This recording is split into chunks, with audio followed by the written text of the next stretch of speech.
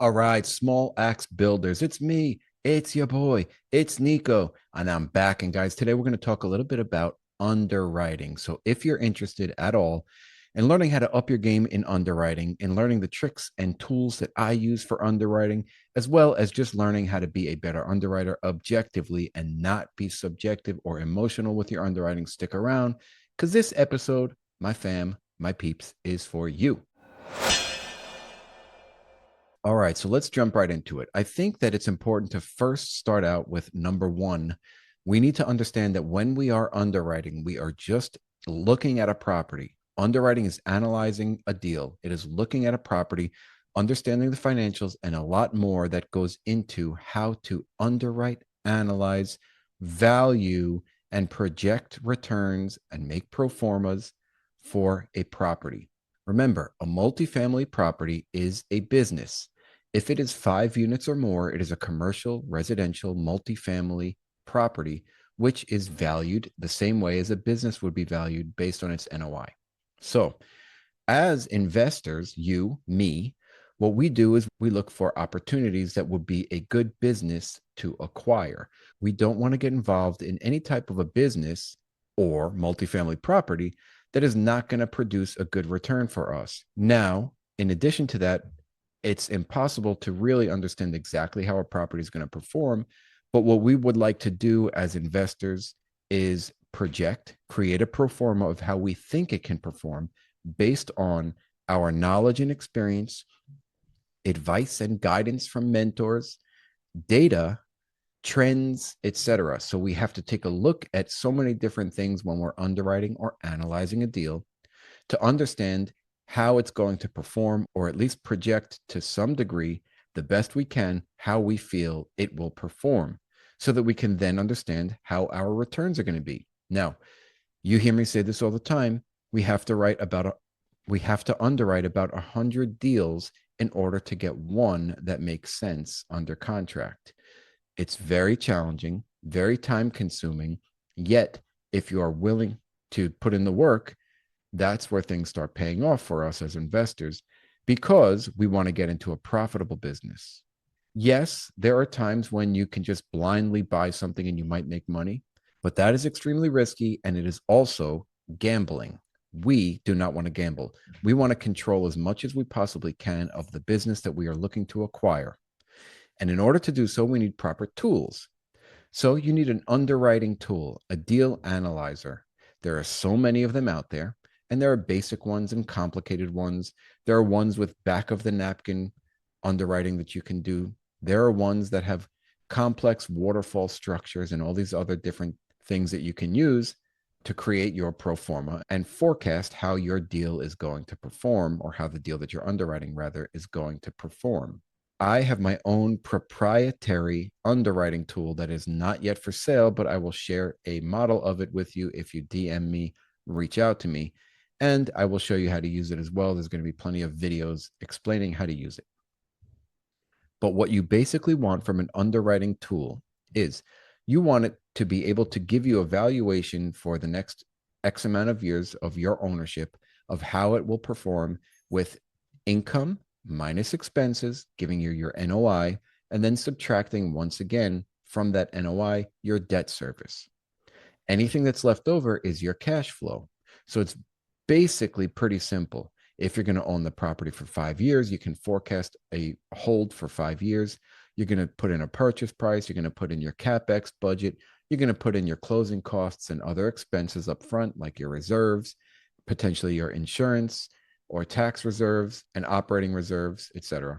And then what you do is you forecast, okay, for the next 5 years, I'm going to own it. It's going to earn this income each year. These are going to be the expenses, more or less, each year. And you're ballparking to the best of your ability based on, again, your education and your knowledge of the area, of the market, of the property type, etc. Your knowledge of what's going on in the world with the economy and how the economy is performing. Your knowledge and study of what's going on with the trends and where people are moving and where income is rising or decreasing, or where people are interested in living, etc. Your knowledge or experience or education of where there are storms and what kind of expenses you can expect, and et cetera. So you really have to understand a lot of different factors when you're looking at a deal. Now, again, each tool or any deal analyzer that you get should be able to give you some sort of projection, some sort of pro forma that you create with using the tool to help you understand what your cash flow will be. Now, there are other metrics that you're going to track as well. The most common metrics that we track as investors, and is common throughout this industry, cash on cash return, which is very easy to calculate and figure out. It's basically how much return you get on the cash that you had invested initially and what that yearly return is. $100,000 at a 5% return is $5,000 a year. Very simple to understand and visualize, comprehend, and internalize. Next, we tend to look at IRR, the internal rate of return, which factors in the time value of your money. So if you get your money back quicker, you're going to have a higher IRR. If you get your money back 10 years from now, your IRR would be lower than getting it back 2 years from now. Okay. Next, we like to track AAR, the average annual return, which is also a fairly easy metric to understand. If you sell in year 5 and the overall profit was $100,000, that's a 20% return because it's $20,000 yearly. Obviously, you're not getting that every year. You get the cash on cash yearly if you're making distributions. But the average annual return is nice to look at to see what you would get on the average annual return, or the whole return divided by the number of years of ownership. The next thing we like to look at is the equity multiple. And this is a very simple metric to comprehend as well. Basically, if you invest $100,000 today and you get back $200,000 whenever that is, your equity multiple is 2. And here is what the standard is today. So you need to be projecting around a 5% minimum cash on cash return. Your IRR is expected to be around 12 to 20%. If you're projecting 20% on your pro forma and you're pitching that to an investor, it is kind of dicey. So just make sure that you're realistic. But 20% IRRs have been very popular in the past, or more than 20% IRRs, because again, in 2020 to 2023 or 2022 rather, deals were trading so fast that the people were getting their money back plus some so quickly, which makes the IRR very high. The average annual return should be from 15 to 20% if possible, and the equity multiple should be around 2 if possible. Now, I can tell you from all of my conversations with investors, people are still hesitant to invest these days, and their expectations have decreased a little bit, understanding that the market is a bit more challenging. So if you can give a 5% preferred return or a 6% preferred return today, rather than the 8% preferred return that was common 3 years ago, you should be in a good spot. Now, what do we like to benchmark that with? Well, when you're thinking about investments, if you're benchmarking against like a very safe bet, like a treasury bond, which is 4 to 5% today, then you got to beat that, because real estate is considered a little bit riskier, right? Keep that in mind. If you're only projecting a 4% cash on cash return, you're highly unlikely to get people interested in investing in your deal. All that being said, if you're doing the deal on your own or with a JV with people that are in the same mindset of you, then you'll have an easier time understanding and comprehending and wrapping your head around the deal with those people that are in the same mindset as you.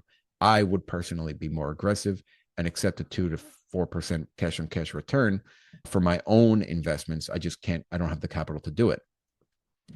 Now, what's the importance of cash on cash? So you need to be cash flowing. You never, ever, ever want to get into a deal that is not cash flowing. So if you punch in all of your numbers to your underwriting model and you're seeing that it is not cash flowing, meaning it is negative or barely scraping by, like the 2% that I was talking about before, it is too risky, because remember, you are creating a pro forma, and everything that you're projecting is just a projection. It's just an estimate. So things can swing up or down. You got to give yourself a little bit of cushion when you're underwriting. 2% or less is probably too slim to really get involved in that deal. Next, it's super important to understand your debt. What is your debt? You got to nail this. If you don't nail your debt, if you don't nail your taxes, you don't nail your insurance, those are really the biggest things that are going to control your deal to make it either go south or go well. So understand, number one, your debt. How are you going to finance the property? Are you going to use 5 years, 7 years, 10-year debt? Or are you going to use a variable rate debt? Are you going to use fixed? Obviously, I highly recommend getting into a deal with a fixed 5-year term minimum that does not change or fluctuate from the time of purchase until sale. You have to also understand that there are step downs or prepayments or defeasance and different type of prepayment penalties if you pay off your loan early. So understand that. Let's say you're getting a 10-year loan and it's fixed and you're all happy, but you're also projecting a 2-year refi. Well, maybe that's not the best route for you to go or for your investors. Because if you go to refi year 2, you could have a very hefty prepayment penalty on that 10-year loan. There's also different types of loans. You can go with a local bank or for a credit union. You can go with agency debt. There's different amortizations. 30 years is typical, 25-year or 20 years typical for a local bank. And then there's different interest rates and how they fluctuate, et cetera. And there's different costs up front that you need to know. And there's also different, as I was talking about before, prepayment penalties that you need to understand. Those things can be negotiated with a local bank or a federal credit union, and they might be slightly negotiable as well with an agency lender if you can find the right lender to do so. And understand what you're getting into, because debt is huge. It's going to be probably your major expense aside from taxes and insurance, maybe even more than that in many cases. So, as I was saying before, you also have to nail down your taxes and insurance, because those are typically the highest expenses on your T12, right? On your P&L. And that all goes above the line. Below the line is where, after you get your NOI, is when the debt is going to be removed. So make sure you also understand the debt. Next, you have to understand your exit strategy. Again, as I was saying before, if you are talking to a lender about a 10-year loan, but you're going to refinance in 2 years, well, maybe that's not the best loan for you. Maybe you want to get a shorter term loan that doesn't have a prepayment penalty in 2 years if you think that you're going to refinance. And again, this is all a projection of what we think the market is going to do, how well we think our business plan is going to go, how strong the appetite of the buyers is and the banks are when we look to refinance or sell in 2, 5, 7, 10 years, right? It's extremely important to factor all of that in, as well as where the market cycle will be at the time of refinance or sale. So many people got into trouble when they took out a 5-year loan, let's say in 2020. And here we are today, that loan is coming due. And on top of that, the valuations have gone way down 20 to 40%. And a bank will not give you the loan you need to either refinance out of that, or if you look for a sale, you might be at a loss today. That doesn't mean the property is a poor performing property. You could be performing very well today and still have the valuation be lower than what it was when you purchased it. And this is where it becomes important to understand that cash flow is huge. People say cash flow is king. If you are cash flowing today, who cares about the valuation? The valuation is nonsense and it doesn't mean anything unless you are a distressed seller, meaning you have to sell. It's a fire sale. Or you have to refinance and the loan is coming due. Those are the times when you get in trouble. But if the property is cash flowing, you're fine. Now, let's say you did purchase in 2020, you had a 5-year term, and the loan is coming due today in 2025, but you're cash flowing and your operations are excellent. What you can do, you have the option to go to the lender and say, hey, can we have an extension? And some lenders are willing to negotiate an extension with you. So there are always ways around things. And this is where it becomes important to understand that you need to be a savvy investor. You need to work hard. You need to work on operations and ensure the property is cash flowing well in the event that your valuations are so low that you can't sell or refinance. And maybe you need to, at that point, negotiate with the lender, say, hey, look, we're operating this property excellent. Look how well it's going. It's cash flowing. We're doing so well. Our operations are perfect. We have high occupancy, et cetera. If that's the case, then the lender is more likely to work with you. So to wrap it up, obviously, I didn't get into the weeds here. I didn't get into all the numbers, the data, talk about vacancy. I didn't talk about how to project your rent increases, your expense increase year over year. I didn't talk about any of that stuff. I didn't go into the weeds. I talked about a general thesis for underwriting, how to look at deals. I want you to understand that you should not get emotional. You should just look at hundreds of deals, and sometimes they might work out on paper. And that's what you're looking for. If it works out mathematically on paper and you understand how the economy is going, you understand the market cycle, you understand the neighborhood, you have the resources in place and the people in place to accomplish a great business plan based on that property, and the numbers work out and the seller accepts your offer, go for it. 100%. But again, this happens 1 out of 100. So just stay in the game, stay rocking, stay underwriting. If you want really detailed information about underwriting, I will have videos coming up soon, but right now I don't, unfortunately. And I also have my proprietary underwriting model, which I will share with you.